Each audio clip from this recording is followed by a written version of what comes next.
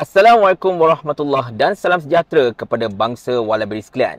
Isu kibar bendera China di Menara Condong Teluk Intan Perak. China MCA jauh lebih bijak berbanding dengan China DAP. China MCA lagi sayangkan negara kita ini berbanding dengan China DAP. Tak percaya? Tak puas hati? Tonton video ini. Kita intro dulu. La la la la la la la la.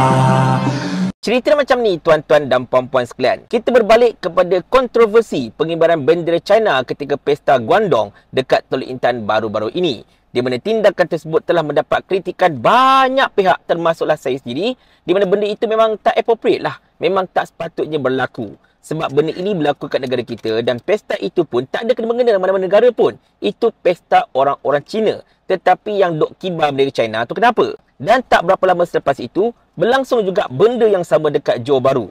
Cumanya yang kat Perak itu, penganjur minta maaf. Dekat JB itu, tak dengar lagi lah penganjur minta maaf dan sebagainya. Tetapi anak-anak papa, bila kita kritik berkenaan dengan hal itu, mereka dok kata, memanglah wala on, memang dia marah lah. Sebab apa? Dia tak dapat bisnes dengan China. Sebab itulah dia bengang gila kan. Dia tak bagi beli kibar bendera China. Padahal cuba kalau dia dapat bisnes dengan China sebagainya, confirm bagi kibar dan sebagainya lah. Macam-macam benda yang cuba untuk mereka undermine kritikan-kritikan yang diberikan terhadap pengibaran bendera China tersebut. Tetapi tuan-tuan dan puan-puan sekalian, kalau nak kata cuma wala on saja, cuma orang yang perkauman saja yang duk kritik benda itu pun tak boleh juga. Sebab benda itu turut mendapat kritikan daripada MCA, khususnya daripada Ketua Penerangan Pemuda mereka, iaitu Saudara Neo Suchong. Di mana Neo dengan jelas dalam hantaran di FB beliau yang dikongsikan oleh page rasmi MCA mengatakan bahawa perbuatan itu tidak sepatutnya berlaku dan bersalahan sebenarnya. Apatah lagi penganjuran program tersebut iaitu Pesta Guangdong itu dilakukan tanpa permit.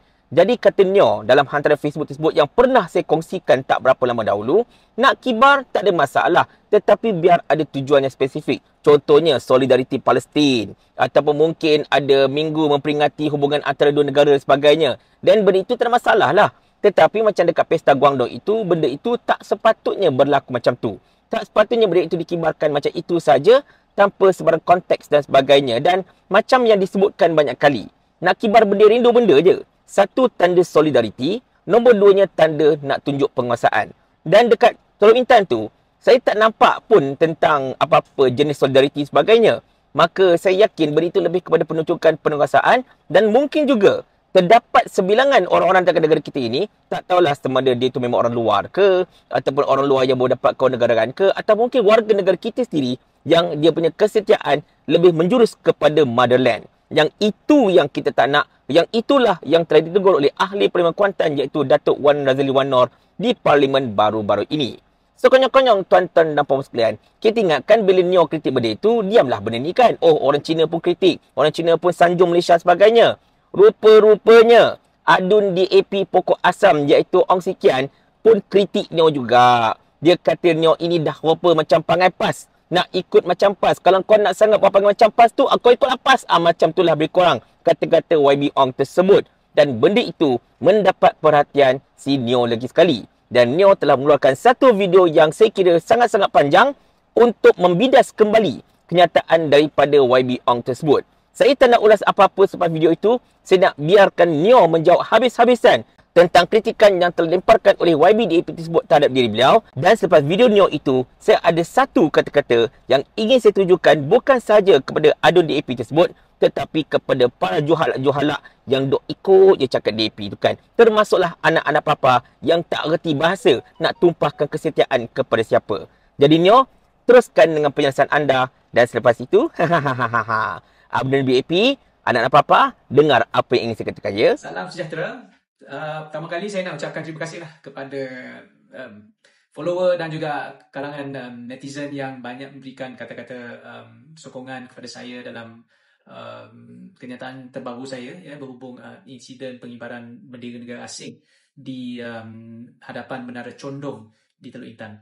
Tetapi untuk maklumat semua, kenyataan itu turut mendapat reaksi dari kalangan pemimpin-pemimpin DAP. Saya tidak tahu kenapa tak ada angin, tak ada ribut. Dalam kenyataan saya sebelum ini pun dengan jelas dan nyata menyatakan bahawa isu ini bukanlah isu politik maupun perkauman, tetapi YB Ong Seng Guan daripada Dun Pokok Asam Taiping telah tampil memberikan komen dalam surat khabar Cina, membidas kenyataan saya seolah-olah saya ni bersama dengan PAS. YB Ong, apa yang saya nak katakan sekiranya kamu belum baca komen ataupun kenyataan rasmi saya, silalah pergi membaca dengan hati yang terbuka, dan juga kalau sekiranya tak faham bahasa Malaysia saya yang cukup ringkas dan mudah ini, tanya dulu. Jangan cuba nak mempolitikkan isu ini, dan saya menganggap kenyataan YB Ong ini bersifat provokasi dan cuba menanam persepsi buruk terhadap saya. Ini adalah mainan politik yang saya dah cukup jelas, khususnya di kalangan pemimpin DAP ini. Tetapi YB Ong, jangan lupa, kamu hari ini bukan lagi pembangkang, kamu adalah sebahagian daripada kerajaan di negeri Perak. Sepatutnya dalam isu ini kamu dan pemimpin-pemimpin dari parti kamu keluar memberikan penjelasan dan pendirian. Apakah pendirian kamu dalam insiden ini? Saya dah cakapkan berkali-kali, insiden ini bukan dan tidak ada kaitan dengan isu perkauman maupun politik. Isu pokok dalam perkara ini adalah perhimpunan ini sebenarnya tidak mendapat permit, dan kemudiannya dikatakan, Ketua Polis Perak menyatakan bahawa penganjur telah melanggari permit yang diberikan itu, dan pihak penganjur sendiri pun telah memohon maaf.